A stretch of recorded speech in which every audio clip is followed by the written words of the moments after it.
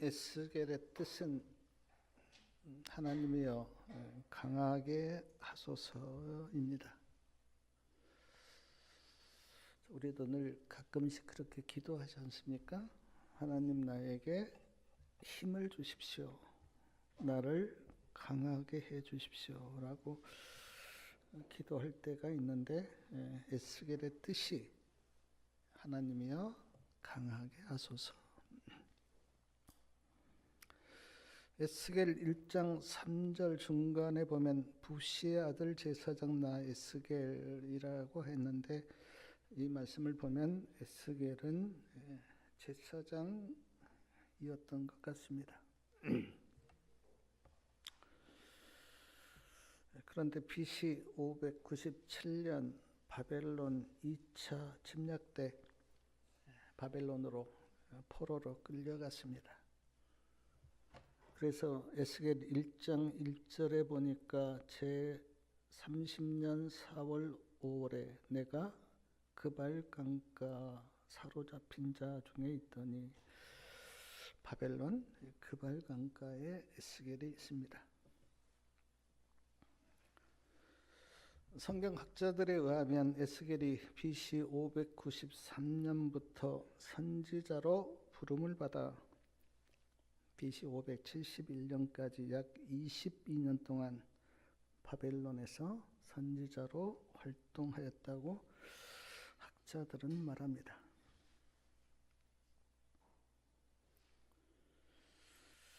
에스겔 3장 1절에 보면 하나님께서 에스겔에게 이런 말씀을 하시는데 우리 에스겔 3장 1절 다 같이 한번 읽어보겠습니다. 그가 또 내게 이르되 인자야 너는 받은 것을 먹으라. 너는 이 두루마기를 먹고 가서 이스라엘 족속에게 고하라 하시기로. 3절도 같이 한번 읽겠습니다. 내게 이르시되 인자야 내가 너에게 주는 이 두루마기로 내 배에 넣으며 내 창자에 채우라 하시기에 내가 먹으니 그것이 내 입에서 달기가 꿀 같더라. 두루마기를 먹으라. 내 배에 넣으며 내 창자에 채우라. 좀 적나라한 그런 표현을 하고 있는데 종이가 없었던 옛날에는 옷을 만드는 천에 하나님의 말씀을 기록했는데 이것을 우리 두루마기라고 합니다. 두루마기를 먹고 내 배에 넣으며 내 창자에 채우라고 하는 이 말씀의 의미는 하나님의 말씀을 내 안에 받아들이라는 뜻입니다. 하나님께서 에스겔에게 백성들에게 말씀을 전하기 전에 네가 먼저 하나님의 말씀을 내 안에 받아들이고 하나님의 말씀을 전하라고 하는 그런 뜻입니다. 우리도 마찬가지 아닙니까? 누구에게 하나님의 말씀을 전하려면 내가 먼저 그 말씀을 믿고 받아들여야 되죠.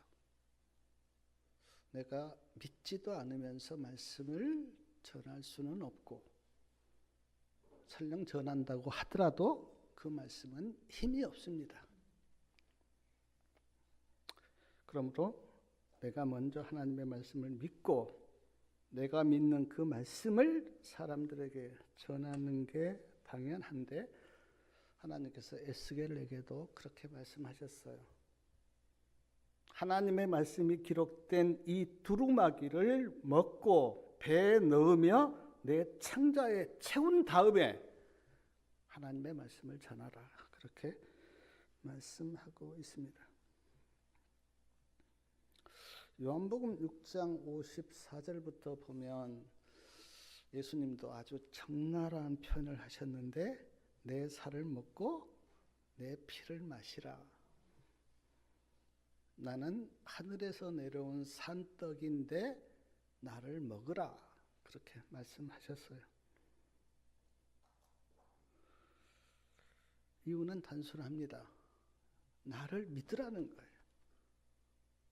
나를 내 속에 받아들이라는 그런 의미로 내 살을 먹고 내 피를 마시라 그렇게 말씀하신 겁니다. 내 안에 예수님이 들어오도록 해라 그런 뜻이에요. 에스겔서를 이렇게 읽어보면 에스겔서에 세 말씀이 아주 자주 나오는데 첫째는 인자라는 말씀입니다. 우리가 에스겔 3장 1절도 있고 3절도 읽었는데 1절에도 인자야, 3절에도 인자야. 인자라는 말이 제가 찾아보니까 90번 이상이 나옵니다. 인자야, 인자야. 하나님께서 에스겔을 뭐라고 불렀냐면 인자라고 불렀습니다. 제가 세 말씀만 좀 읽어드리면 에스겔 3장 17절에 보면 인자야 내가 너를 이스라엘 족속의 파수꾼으로 세웠다. 에스겔 13장 2절에도 인자야 너희는 하나님의 말씀을 들으라. 에스겔 37장 9절에도 인자야 너는 생기를 향하여 대언하라. 인자라고 불렀어요. 인자라고 하는 의미는 사람이라고 하는 뜻도 됩니다. 그리고 우리 모두가 다 인자인데 그냥 에스겔을 대표해서 인자라고 그렇게 부르셨습니다. 사복음서를 우리가 보면 예수님이 자신을 누구라고 불렀습니까? 인자라고. 사복음서에 다 인자라고 하는 말이 나오지만 마태복음에서 제가 몇 말씀을 읽어드리면 마태복음 8장 20절 여우도 굴이 있고 공중에 새도 거처가 있으되 오직 인자는 머리 둘 곳이 없다. 예수님이 하신 말씀이에요. 자신을 인자라고 그렇게 부르셨습니다. 마태복음 12장 8절 인자는 안식일의 주인이니라. 오늘 우리가 안식일을 지키고 있는데 이 안식일의 주인이 누구라고요? 인자이신 예수님. 마태복음 20장 28절에는 인자가 온 것은 섬김을 받으려 함이 아니라 도리어 섬기려 하고 자기 목숨을 많은 사람의 대속물로 주려 함이니라. 여기서 인자도 예수님을 가리킵니다. 마태복음 24장 37절에는 노아의 때와 같이 인자의 임함도 그러하리라. 예수님이 재림하시는데 그리고 그 재림을 우리가 다 기다리고 있는데 그때가 노아의 때와 같다 그렇게 말씀합니다. 노아의 때를 우리가 다 알잖아요. 사람들이 쾌락에 그리고 자기 욕정에 취해서 하나님을 잊어버리고 살았던 때 그때가 예수님이 오실 때와 같다 그렇게 말씀하신 겁니다. 마태복음 24장 44절 너희도 예비하고 있으라 생각지 않은 때에 인자가 오리라.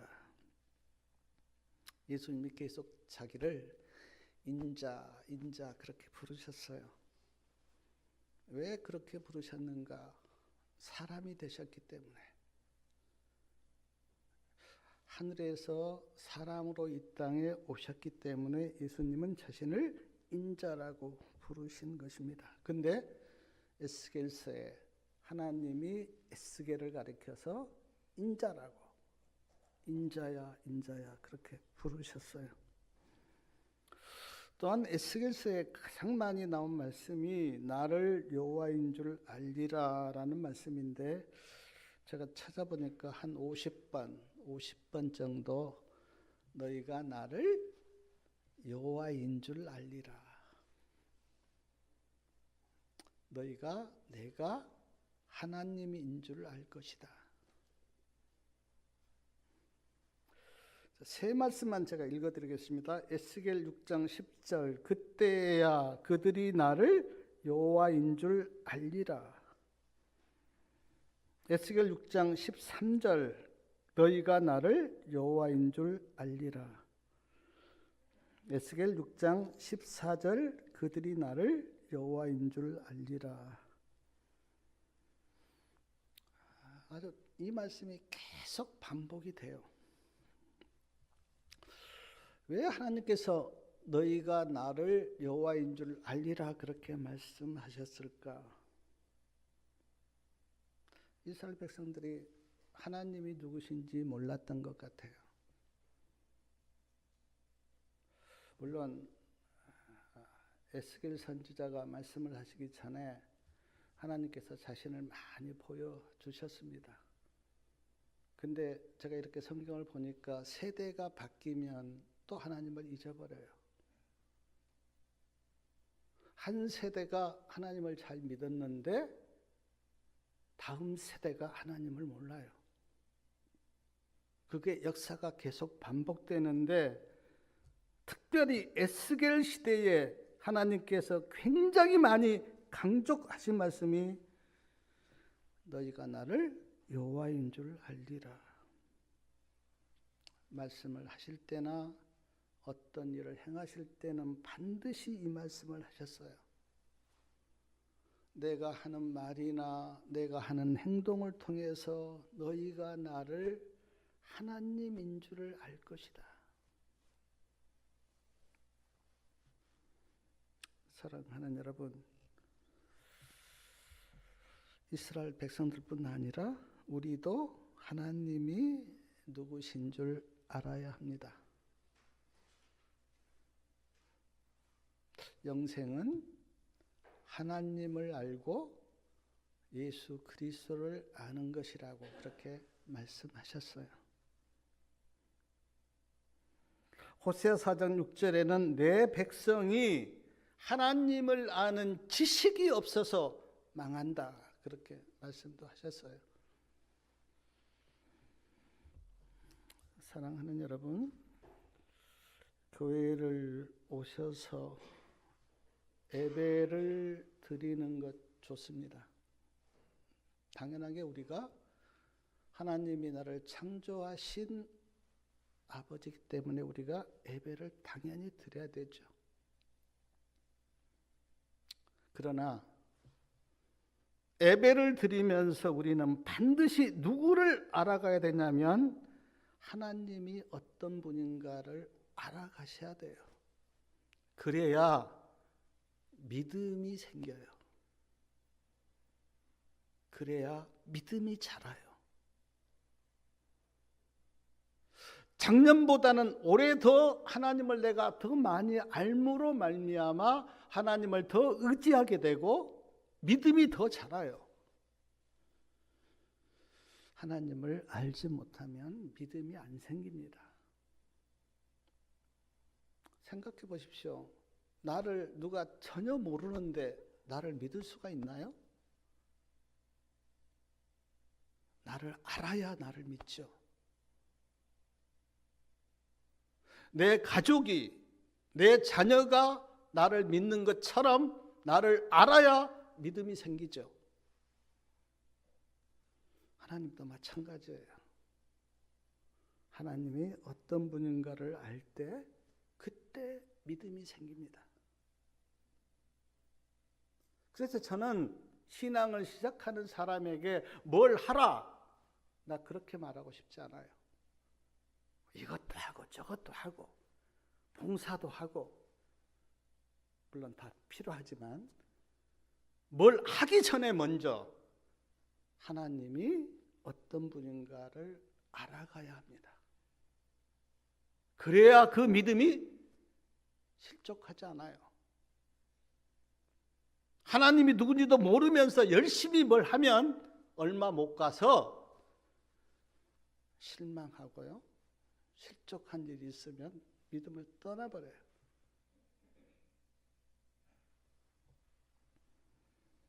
하나님께서 에스겔 선지자를 통해서 여러 번 하셨던 말씀이 너희가 내가 누구인 줄 알리라. 내가 하나님이심을 너희가 알리라. 또한 에스겔서에 가장 많이 나온 말씀이 이것도 한 50번 이상 나오는데 여호와의 말씀이 내게 임하여 가라사대. 자, 우리가 에스겔 6장 1절 말씀 한번 읽어보겠습니다. 에스겔 6장 1절 여호와의 말씀이 내게 임하여 가라사대. 7장 1절 한번 읽어보겠습니다. 여호와의 말씀이 또 내게 임하여 가라사대. 12장 1절 말씀 한번 읽어보겠습니다. 여호와의 말씀이 또 내게 임하여 가라사대. 13장 1절이요. 여호와의 말씀이 내게 임하여 가라사대. 계속 나오는 말씀이 하나님의 말씀이 내게 임하여 가라사대. 이 말의 의미가 뭡니까? 에스겔이 한 말이 내 말이 아니고 누구의 말씀이라는 거예요? 하나님의 말씀이라는 겁니다. 내가 한 말이 아니야. 내가 한 말은 하나님의 말씀이야. 그거를 지금 에스겔이 말씀을 하실 때마다 여호와의 말씀이 내게 임하여 가라사대. 하나님이 이렇게 말씀하셨다고 에스겔은 그렇게 말씀합니다. 사랑하는 여러분, 어떤 분이 나는 하나님의 말씀을 들은 적이 없다고 그렇게 말할지 모르겠는데 성경이 하나님의 말씀이에요. 우리가 성경을 읽고 듣는데 우리는 하나님의 말씀으로 성경을 읽고 성경을 들어야 합니다. 물론 하나님께서 선지자를 통해서 말씀을 주신 건 맞지만 그러나 지금 에스겔이 하나님의 말씀이 나에게 임했다고 하나님의 말씀이라고 그렇게 말씀하신 것처럼 우리는 성경을 보면서 이것이 하나님의 말씀으로 듣기를 바랍니다. 하나님의 말씀으로요. 제 경험적으로 볼 때 처음에는 성경을 보면 이해가 잘 안 가요. 근데 계속 듣고 또 계속 말씀을 연구하다 보면 어느 날 머리가 열리고 가슴이 열리면서 하나님의 말씀으로 들릴 때가 있습니다. 그때까지 계속 하나님의 말씀을 읽고 보셔야 돼요. 그러면 어느 날 이게 하나님의 말씀이구나. 그렇게 마음이 열릴 때가 있어요. 우리 성도님들 다 그렇게 되시길 바랍니다. 에스겔 8장부터 에스겔 11장까지 오늘 말씀을 좀 생각해 보려고 하는데요. 굉장히 좀 어두운 말씀들이 많습니다. 에스겔은 지금 제가 조금 전에 말씀드린 것처럼 포로로 끌려가서 바벨론에 있습니다. 그리고 지금 예루살렘에 이른 에스겔이 몰라요. 눈에 볼 수도 없고 누구를 통해서 들을 수 있는 것도 잘 아니에요. 아주 멀리 바벨론과 예루살렘은 멀리 떨어져 있잖아요. 바벨론에 있는 에스겔에게 하나님께서 계시로 뭘 보여주냐면 예루살렘 성전에서 일어난 일을 계시로 보여주셨어요. 아마 에스겔은 굉장히 포로로 끌려왔기 때문에 내 조국이 그리고 예루살렘 성전이 어떻게 돼 있는지 궁금했을 거예요.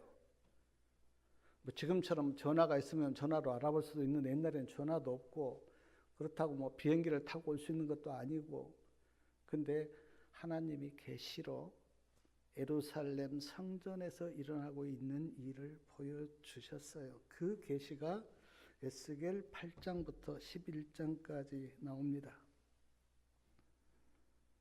자, 에스겔 8장에 보면 하나님께서 바벨론에 있는 에스겔에게 계시를 보여주는데 예루살렘 성전 북편을 보게 하십니다.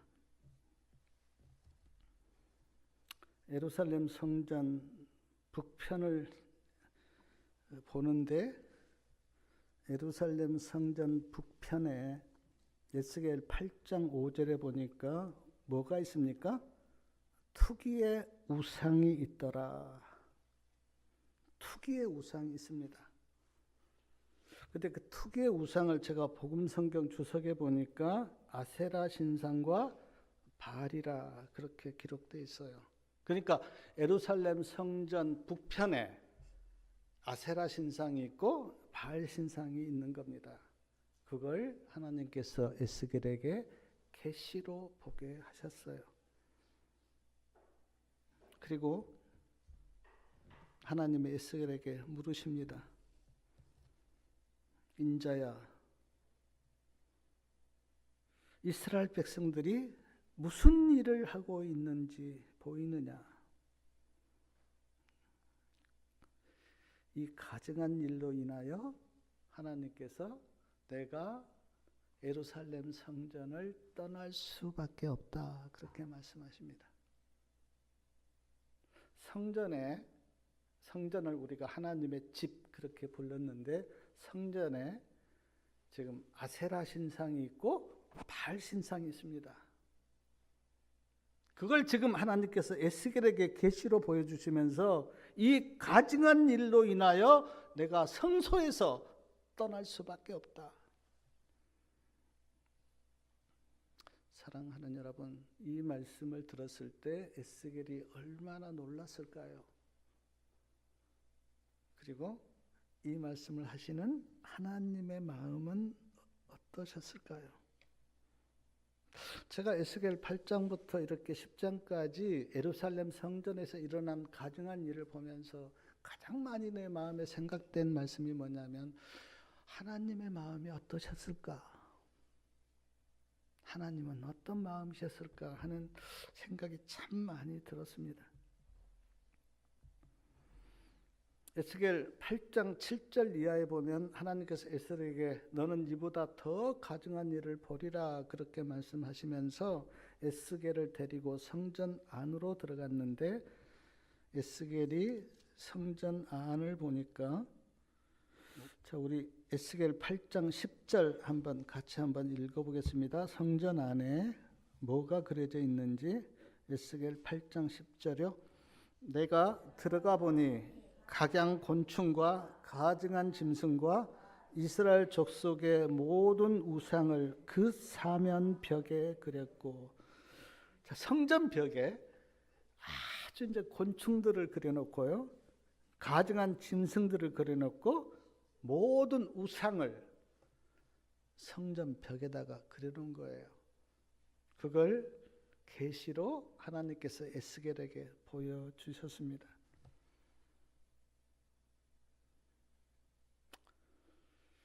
사랑하는 여러분, 하나님의 집인 성전에 이런 것들이 그려져 있다고 생각하면 우리 성도님들은 어떤 마음이십니까? 우리가 오늘 지금 성전 벽에 막 우상을 그려놓고 가증한 짐승들을 그려놓는다면 이것을 보신 하나님의 마음이 어떨까요? 막 절에 가면은요, 그 절에 가면은 막 칼을 뭡니까 이렇게 창을 들고 있는, 그리고 막 입을 크게 벌리고 있는 그런 그림들이 참 절에 많아요. 그걸 뭐 염라대왕이라고 표현한지는 모르겠는데, 그리고 죄송하지만 천주교에 가도 많은 형상들이 있습니다. 근데 지금 예루살렘 성전 안에 가증한 짐승들과 우상을 벽에다가 그려놓은 거예요. 그걸 하나님께서 계시로 에스겔에게 보여준 겁니다. 그리고 11절에 보니까요. 11절 말씀도 한번 같이 읽어보겠습니다. 이스라엘 족속의 장로 70인이 그 앞에 섰으며 사반의 아들 아이샤나도 그 가운데 섰고 각기 손에 향로를 들었는데 향연이 구름같이 오르더라. 장로 70인이, 장로는 지도자 아닙니까? 장로 70인이 우상에게 분향을 하고 있는 거예요. 얼마나 가증한 일입니까?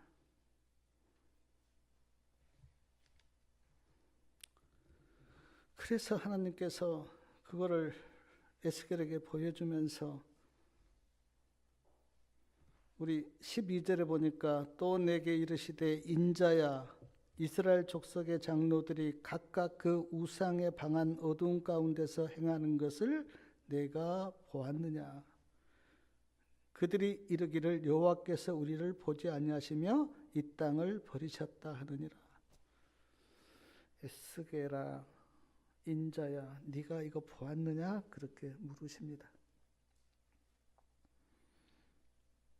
에스겔 8장 13절에 보면 더 가증한 일을 보리라 그렇게 말씀하시면서 하나님께서 에스겔을 데리고 예루살렘 전 북문에 들어갔는데 거기에 여인들이 앉아서 누구를 위해서 애곡하고 있습니까?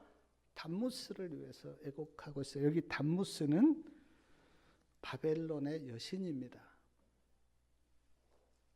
근데 예루살렘 성전에서 바벨론의 여신 담무스를 위해서 애곡해요. 하나님께는 기도도 안 하면서 이방신 담무스를 위해서 부르짖고 뭐라고 불렀는지는 모르겠는데 우리를 구원해 달라고 우리를 도와달라고 그렇게 애곡하면서 부르짖었겠죠. 하나님이 그것을 보면서 더 가증한 일을 보리라. 15절에 보니까 그가 또 내게 이르시되 인자야 내가 이것을 보았느냐 너는 이보다 더 가증한 일을 보리라 그렇게 말씀하시면서 16절에 보니까 25명이 얼굴을 어디로요? 동쪽으로 향하고 뭘 경배합니까? 태양을 경배하고 있어요. 태양신을 섬기는 거죠. 25명이 성전에서 하나님께서 이거 보여주면서 에스겔아 가증한 일을 봐라. 더 가증한 일을 봐라. 더 큰 가증한 일을 볼 것이다.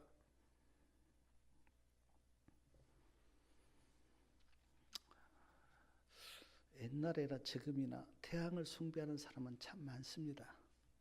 우리가 썬데이, 일요일을 썬데이 그렇게 부르잖아요. 이 썬은 영어인데 썬이 뭡니까? 태양. 그래서 일요일은 태양을 숭배하는 날이었어요. 해가 계속 짧아지다가 언제부터 해가 길어진지 아십니까? 송진. 그래서 12월 25일부터 해가 길어진다 그래서 그거를 태양을 숭배하는 날로 지킨 거예요.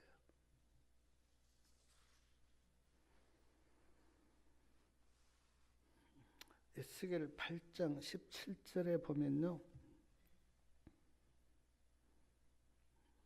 인자야 내가 보았느냐 유다 족속이 여기서 행한 가증한 일을 작다 하겠느냐.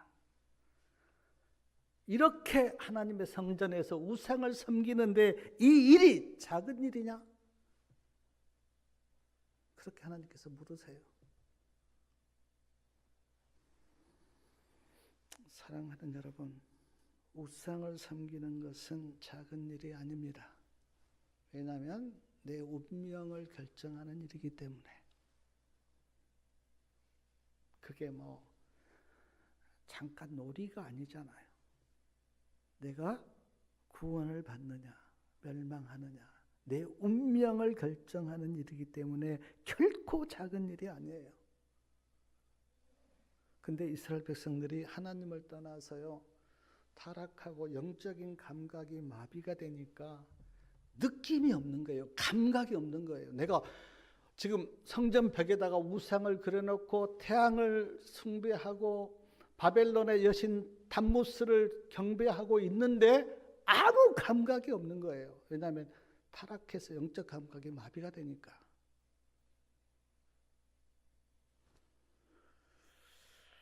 오늘 우리도 그렇지 않습니까? 하나님을 떠나서 한번 세상에 가보십시오. 내가 뭐 어떤 일을 해도 감각이 없잖아요. 무당을 찾아가도 감각이 없잖아요. 타락해도 감각이 없잖아요. 세상 사람들이 안 좋은 일을 해도 그들은 감각이 없잖아요. 하나님을 섬긴 이스라엘 백성들이 성전에서 우상을 숭배하고 태양을 숭배하고 담무스를 숭배하는데 감각이 없잖아요. 그래서 하나님께서 이렇게 묻는 거예요. 이 가증한 일이 적다 하겠느냐. 그래서 에스겔서 9장에 보면요, 하나님께서 단호하게 말씀합니다. 우상을 섬기는 자를 다 멸하라. 그리고 우상을 섬기는 그 일로 인해서 뭐 하는 사람들이요? 울며 탄식하는 자의 이마에 구원의 표를 해라.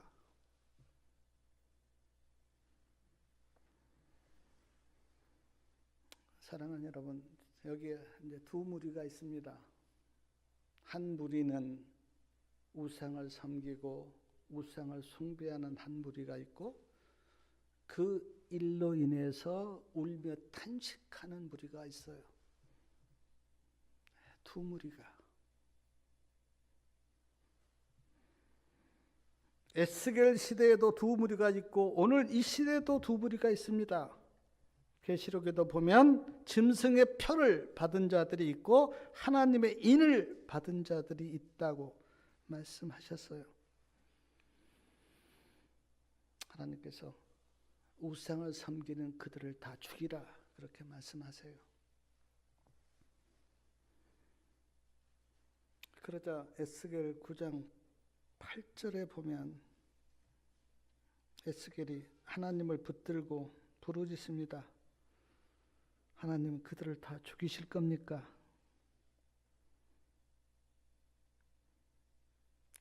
그때 하나님께서 에스겔 9장 9절에 보니까 그가 내게 이르시되 이스라엘과 유다 족속의 죄악이 심히 중하여 그 땅에 피가 가득하며 그 성읍에 불법이 찼나니. 뭐라고요? 이스라엘과 유다 족속의 죄악이 뭐라고요? 심히 중하다. 적은 일이 아니라는 거예요. 하나님을 떠나서 우상을 섬기는 이 일이 적은 일이 아니라고.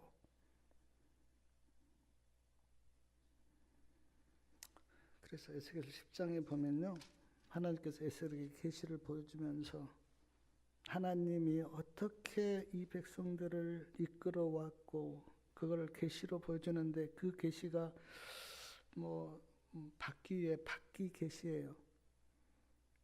바퀴 위에 바퀴가 있는데 그것이 잘 이렇게 하나로 움직입니다.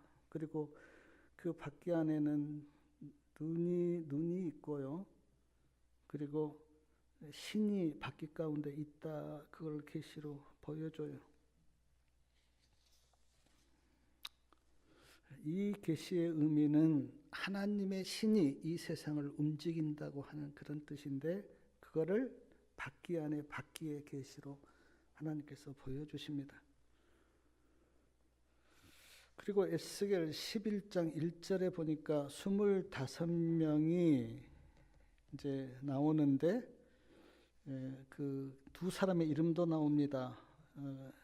에스겔 11장 1절에 보니까 야야사나, 부나야 두 사람도 나오는데, 이 25명이 다 방백이에요. 방백은 지금으로 이야기하면 뭐 시장이나 군수 이제 그런 사람들을 가리키는데 25명의 방백들이 뭘 하고 있는지 2절이요. 에스겔 11장 2절을 한번 같이 한번 읽어보겠습니다. 그가 내게 이르시되 인자야 이 사람들은 불의를 품고 이 성중에서 악한 꾀를 베푸는 자니라. 이 사람들이 불의를 품고 악한 꾀를 베푸는 사람들. 그러니까 지금 뭐 김천시장도 뭐 옛날에 뭐 감옥에 갔다는 이야기 들었는데 모르겠어요. 뭐 내년에 김천시장 선거 있다대요. 막 포스터 붙어 있고 어제 제가 마트에 갔는데 그 하나로마트 입구에서 어떤 분이 명함 주는데 거기 보니까 이제 내년에 올해죠. 올해 이제 김천시장 이제 나오는 그 명함을 돌리던데 아주 나쁜 방백들이에요. 그래서 하나님께서 그 이야기도 하시면서 그들에게 대언하라 그렇게 말씀합니다. 대언하라. 뭘 대언하라고 하시는가? 그렇게 살면 망한다. 그렇게 대언하라고 하십니다. 그렇게 살면 다 죽는다. 에스겔이 다시 하나님께 물어요. 하나님, 그들 다 죽이실 겁니까? 그때 하나님께서 은혜를 베푸시면서 뭐라고 말씀하시냐면 에스겔 11장 19절하고 20절 말씀 같이 한번 읽어보겠습니다.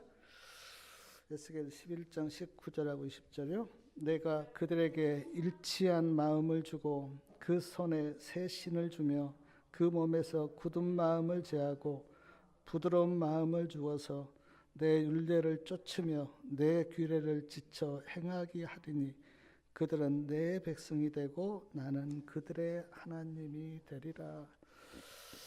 다시 한번 자비를 베푸시겠다. 그렇게 하나님께서 말씀하십니다. 사랑하는 여러분, 예루살렘 성전 안에서 일어난 가증한 일에 대해서 하나님께서 에스겔에게 계시로 보여주셨는데 그 계시를 생각해 봤습니다. 성전 안에 아세라 신상이 있고 바알 신상이 있습니다. 장로 70인이 우상에게 분향합니다. 성전 벽에는 각종 우상들이 그려져 있습니다. 이스라엘 여인들이 바벨론 신 담무스를 위해서 애곡합니다. 현관과 제단 사이에서 25명이 태양을 숭배하고 있습니다. 이 계시를 하나님께서 바벨론의 포로로 끌려가 있는 에스겔에게 보여주셨어요. 사랑하는 여러분, 이것을 보여주실 때 하나님의 마음이 어땠을까요? 그리고 에스겔이 이 계시를 보고 에스겔의 마음은 어땠을까요? 에스겔아, 너 가증한 일을 볼 것이다. 더 가증한 일을 볼 것이다. 더 큰 가증한 일을 볼 것이다. 저는 제가 설교 쓰면서 여러 번 생각해 봤습니다. 이스라엘 백성들이 이렇게 타락했단 말인가? 뭐 하나님을 안 믿은 것까지는 이해가 될 수도 있는데, 그러나 하나님의 성전에 우상을 다 갖다 놓고 우상을 경배한다고 하는, 이렇게 타락했단 말인가? 하나님을 떠나면 이렇게 되는가?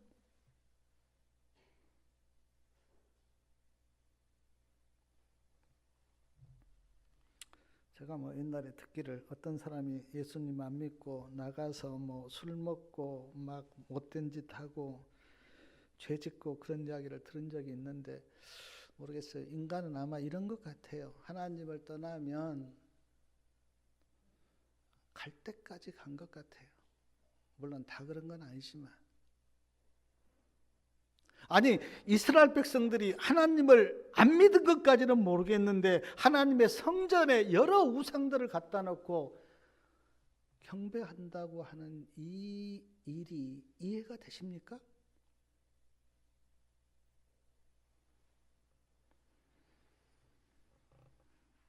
제가 조금 전에도 말씀을 드렸는데 이 가증한 일을 계시로 보여주면서 하나님의 마음은 어떠셨을까? 얼마나 아프셨을까? 그리고 분명한 결론을 하나님께서 내려주셨습니다. 우상을 섬기면 멸망하고 하나님을 섬기면 구원받는다고 하는 것을 에스겔 9장에서 분명하게 말씀하셨어요. 그러면서 그 살육하는 기계를 붙잡는 몇 명입니까? 살육하는 기계를 붙잡고 있는 6사람, 그 에스겔 9장 2절에 나오는데 6사람에게 다 멸하라. 그리고 울며 탄식하는 자 이마에는 하나님의 표를 해라. 사랑하는 여러분, 신앙을 간단하게 그냥 재미로 하시지 말기를 바랍니다. 우리의 운명을 결정하는 일이에요. 그런데 저는 참 에스겔을 보면서 감동이 되었는데 하나님이 그들 다 멸하라 그렇게 말씀하실 때 에스겔이 2번이나 간절하게 하나님을 붙들고 하나님 진짜 멸하실 겁니까? 은혜를 베푸시면 안 됩니까? 그러니까 하나님이 그래 좋다. 내가 그들에게 부드러운 마음 주고 내가 신을 넣어주셔서 그들도 하나님의 법 지키고 내가 그들의 하나님이 되고 그들은 내 백성이 될 것이다 라고 하나님이 또 그렇게 말씀하세요.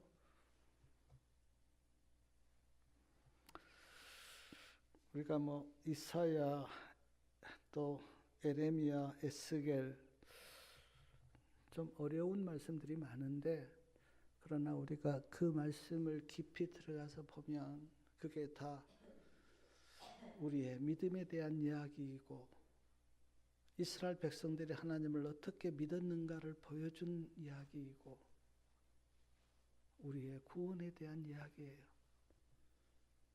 오늘 말씀 좀 마음에 깊이 새기시고 나는 하나님을 어떻게 믿고 있는가?